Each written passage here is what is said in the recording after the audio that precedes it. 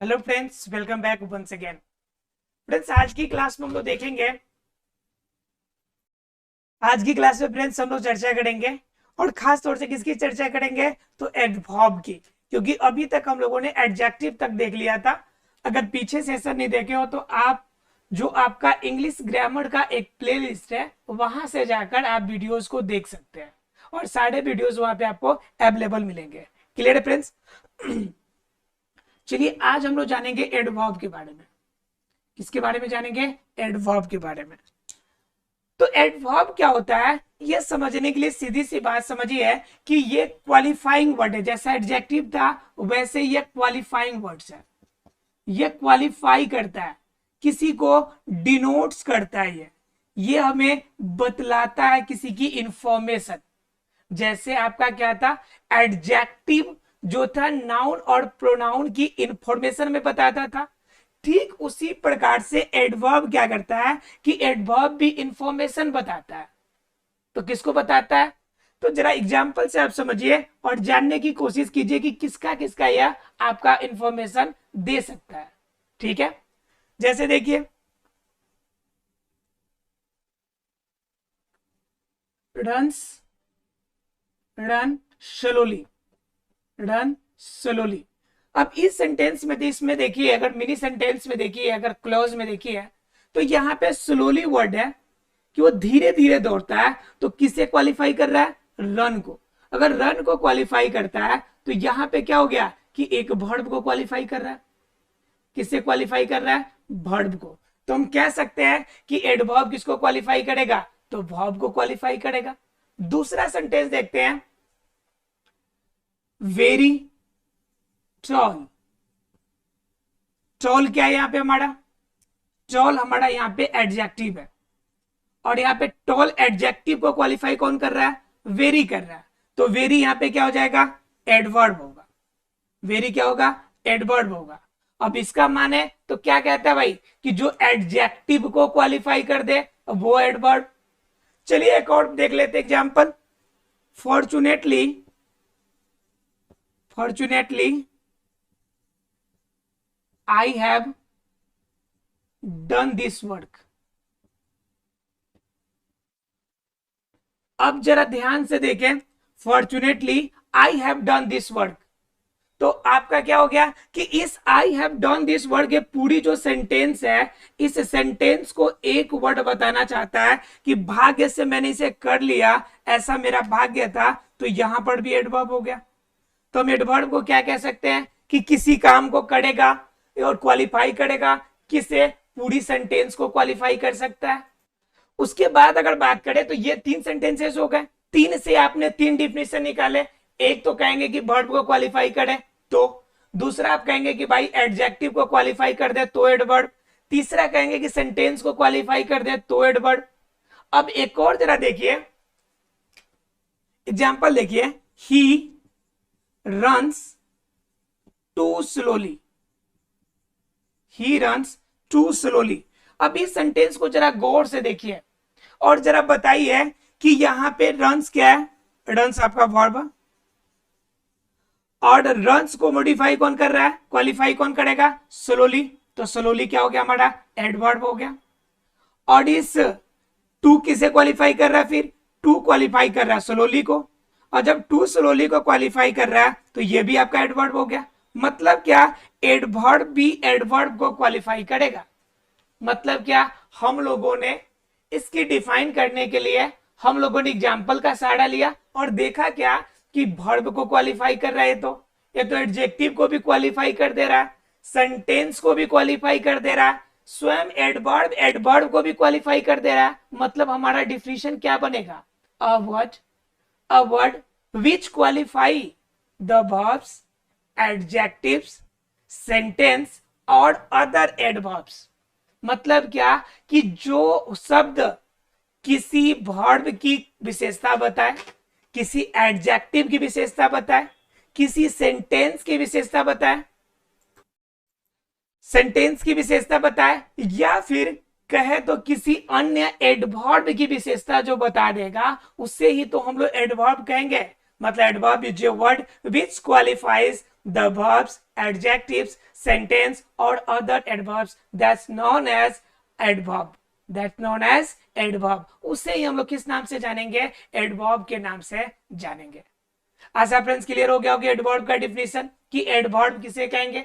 अब एग्जाम में क्वेश्चंस आते हैं और क्वेश्चंस में एडवर्ब को पहचानना होता है, क्योंकि डिफिनेशन एग्जाम में नहीं आते, वो सेंटेंस दिया रहता है, आपको पहचानना होता है। अब देते हैं सेंटेंस, आप क्या करते हैं, एक बार पहचानने की कोशिश कीजिए, क्या पहचान पाएंगे आप? देखिए, रमन डांसेस स्लोली। अब जरा बताइए कि इसमें हमारा क्या है, इसमें हमारा वर्ब कौन है और एडवर्ब कौन है? तो वर्ब यहाँ पे सीधा दिख रहा है आपको, डांसेस, ये क्या हो जाएगा आपका? वर्ब होगा। अगर बात कीजिएगा कि वर्ब को डिफाइन कौन कर रहा है? स्लोली, तो ये हो जाएगा हमारा एडवर्ब। क्लियर है आप लोग को? मतलब सेंटेंस आपको देंगे और सेंटेंस में आपको क्या करना पड़ेगा, उसमें पहचानना पड़ेगा। तो पहचान आपकी सीधी इतनी सी होनी चाहिए कि कोई वर्ब का डिफाइन कर ले या फिर एडजेक्टिव का या किसी सेंटेंस का भी। जैसे मैंने फॉर्चुनेटली लिखा हुआ है, आप लिख सकते, कुछ भी लिख सकते हैं जो आपको इजी लगे, जिनसे आप समझे कि पूरा सेंटेंस क्वालिफाई कर रहा है। या सीधे शब्दों में कहे तो आपका क्या कर ले, किसी एडवर्ब को too slowly, very fast, too slowly, या लिख सकते हैं आप वेरी फास्ट। कोई काम कर रहा है लेकिन बहुत तेज काम कर रहा है। ध्यान रखिएगा एक बात कि फास्ट वर्ड ऐसा है जिसमें आपका एडवर्ब और एडजेक्टिव दोनों में फास्ट यूज होता है। इसके लास्ट में एलवाई नहीं लगाया जाता है, फास्टली नहीं लगता है, फास्ट ही वर्ड होता है। क्लियर है? एक और बात आप ध्यान रखिएगा कि एडवर्ब पहचानने का नियम जनरली याद रखिएगा, जनरली इसमें एलवाई लगा रहता है। मैं जनरली की बात कर रहा हूं, सभी में नहीं, ठीक है? जनरली एलवाई लगा रहता है, सब में नहीं लगा रहता है, लेकिन अधिकांशतः में देखिएगा तो एडवर्ब में एलवाई मिलेगा। जैसे ईगरली, किसी चीज की आप उत्सुकता से इंतजार करते हैं तो कहते ईगरली वेटिंग, मतलब क्या? उत्सुकता से इंतजार करना। तो ईगरली यहाँ पे क्या हो गया कि आपके वेट करने की कंडीशन को बता रहा है कि आप कितने ज्यादा, मतलब कि भावुक होकर या कितना ज्यादा उत्साहित होकर किसी चीज के बारे में आप याद कर रहे हैं या किसी चीज को आप मिस कर रहे हैं, तो उसे हम लोग क्या कहते हैं? उसे कहते हैं हम लोग एडवर्ब। ठीक है, चलिए अब जान लेते हैं, एडवर्ब जान लिए तो अब जान लेते हैं टाइप्स ऑफ एडवर्ब्स, कि एडवर्ब कितने प्रकार के होते हैं और इसे कैसे हम लोग याद रख सकते हैं। चलिए देखते हैं इनके टाइप्स को। तो जानते हैं एडवर्ब के टाइप्स के बारे में कि कितने तरह के होते हैं, कौन कौन से एडवर्ब्स होते हैं, एक एक करके हम समझने की कोशिश करेंगे। पहला जानेंगे हम लोग एडवर्ब ऑफ मैनर। जब कोई एडवर्ब क्या करे, हमें क्लियर कट एस्थेटिक्स दे दे, किसी के बारे में इंफॉर्मेशन दे दे, क्या दे दे? इंफॉर्मेशन दे दे, और बस स्थिति वाला क्लियर इंफॉर्मेशन दे दे। कोई क्लियर इंफॉर्मेशन दे दे किसी काम के बारे में, किसी भी एक्शन, किसी भी कार्य की अगर क्लियर इंफॉर्मेशन हमें मिल जाती है तो वो होता है एडवर्ब ऑफ मैनर। मतलब किसी भी चीज करने का तरीका, जो आदत है वो, जैसे यू राइट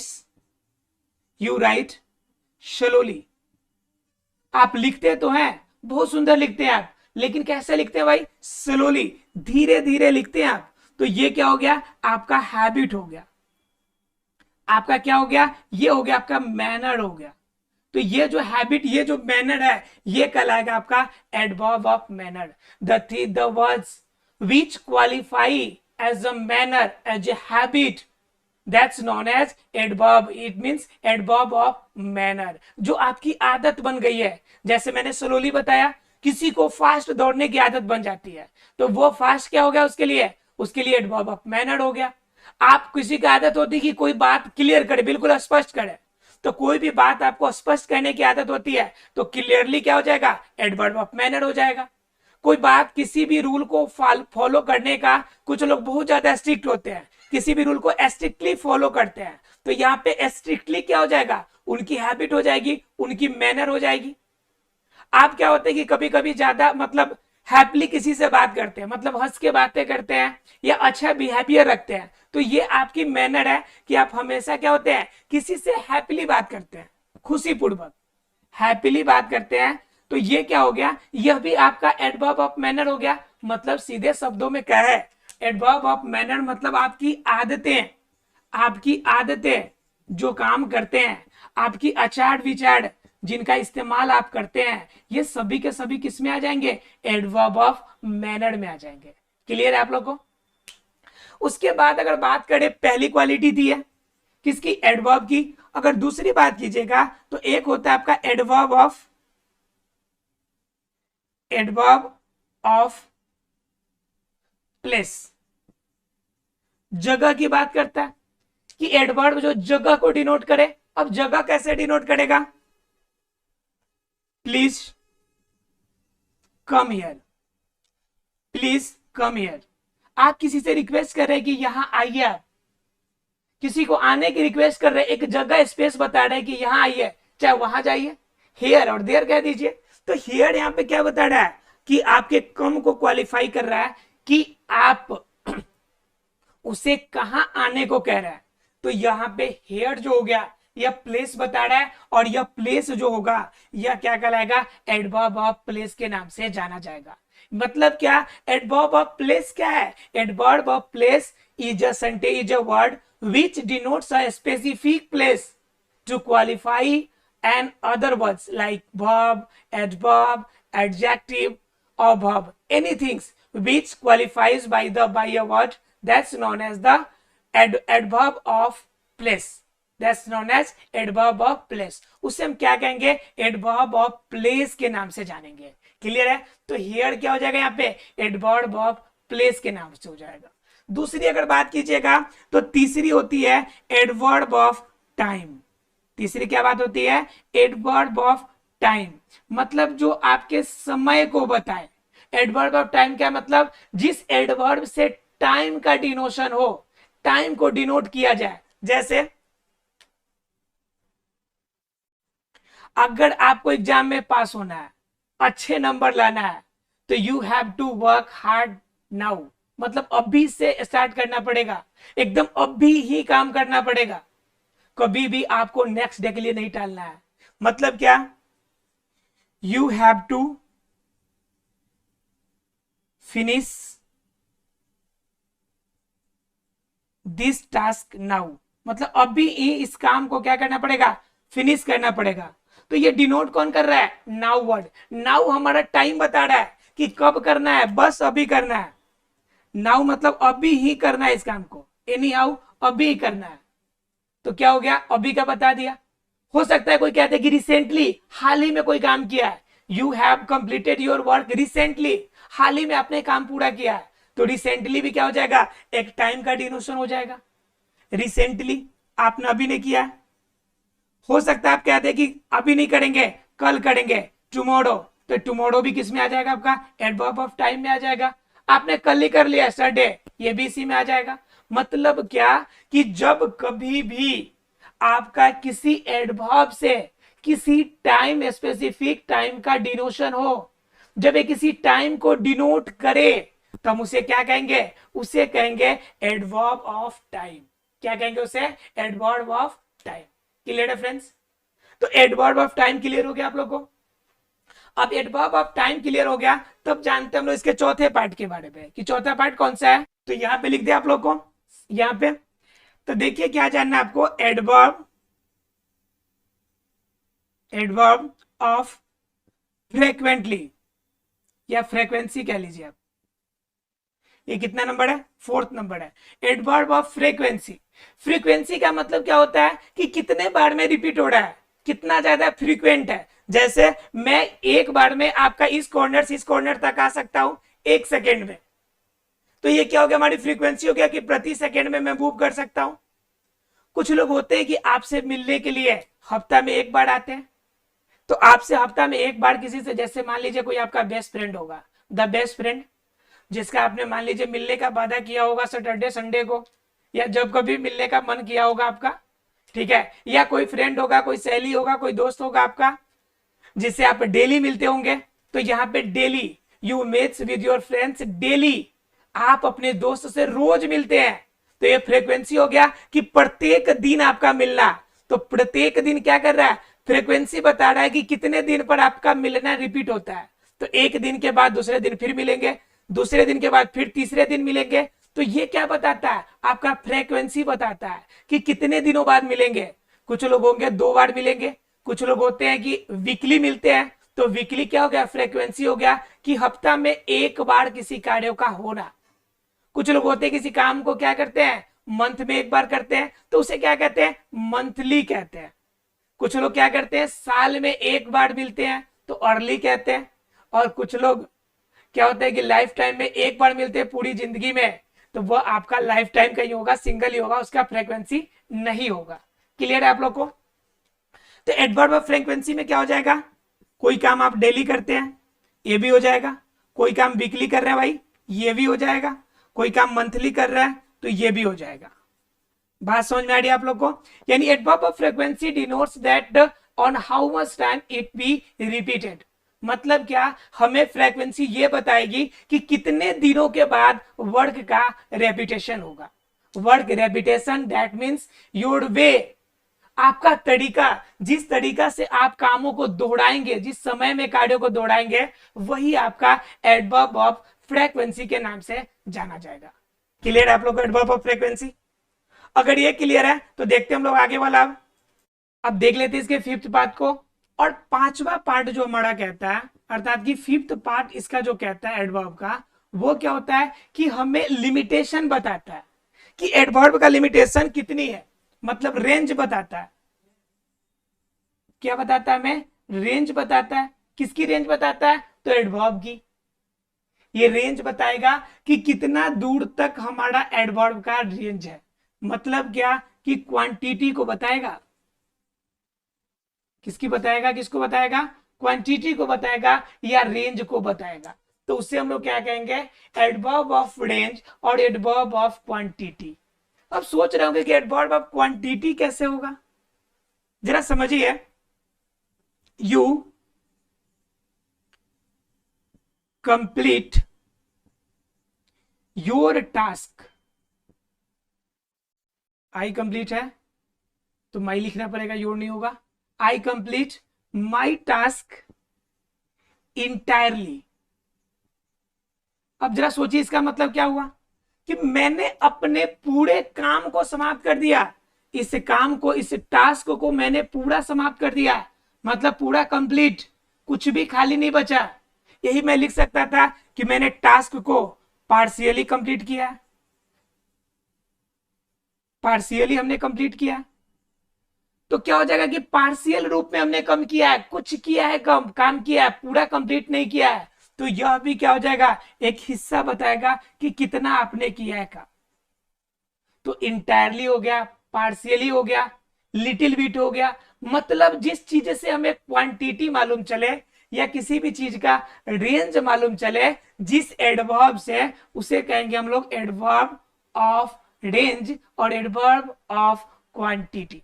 क्या कहेंगे उसे, एडवर्ब ऑफ रेंज और adverb of quantity. Right friends, इसमें किसी को डाउट नहीं रहा होगा, सबको हो गया होगा। तो आखिरी जान लीजिए, एडवर्ब ऑफ अफर्मेशन और आपका निगेशन। मतलब 2 चीजें होती है कि आप किसी चीज को मान लीजिए या नहीं मानिए। मान लीजिए किसी भी प्रपोजल के लिए आपके पास ऑफर होता है ना, ऑफर के लिए 2 ही आंसर होते हैं, या तो यस या तो नो। नो है तो बात खत्म, यस है तो बात आगे बढ़ेगी, प्रोसीड करेगी। तो वही चीजें यहां पे आएगी। एडवर्ब ऑफ किसी भी वर्ड के लिए जब आप क्या करते हैं, किसी भी चीज का प्रपोजल देते हैं, तो पहले माइंड सेटअप होना चाहिए वर्ड के लिए कि आई हैव टू डू, कि आपको करना क्या है और कैसे करना है। तो उसके लिए आपका प्रपोजल होगा और आपका माइंड सेटअप के अकॉर्डिंग यस होगा, नहीं तो नो होगा। तो ये कहता है एडवर्ब ऑफ अफर्मेशन, अफर्मेशन या निगेशन, या नहीं होगा, काम हो जाएगा नहीं तो नहीं होगा। तो जब होगा तो वो अफर्मेशन कहलाएगा, नहीं होगा तो निगेशन कहलाएगा। तो एडवर्ब में इसके वर्ड में भी यूज होते हैं, जैसे सर्टेनली। क्या हो गया, सर्टेनली। ये क्या बताता है? काम होगा, निश्चित रूप से, फिक्स है कि होगा काम। सर्टेनली क्या बताता है? एकदम निश्चित रूप से होगा।